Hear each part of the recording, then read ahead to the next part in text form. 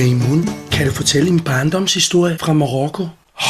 Jeg er fra en lille by, som hedder Dandan. Jeg kan huske, at jeg var lille, måske kun 8 år. En dag, jeg leger med andre børn i en bak.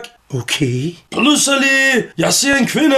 Hun sidder bag en busk og tisser. Ja, hvad skete der så? Efter hun går, jeg går der, hvor hun tisser. Jeg lugter til hendes tis, og jeg græder.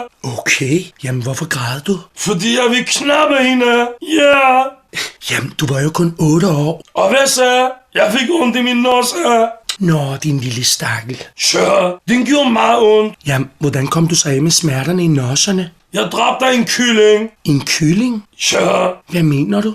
Jo, for helvede. Jeg havde ondt i min nosse. Jeg kommer hjem. Vi havde mange hønser og kyllinger. Jeg tager en kylling, og jeg knappede den.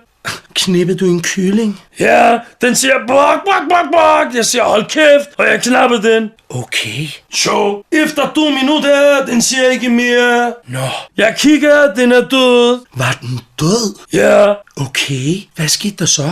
Ikke mere, men nu jeg havde ikke ondt i nosse mere, så den var meget dejlig. Okay, tak for historien, Maimun.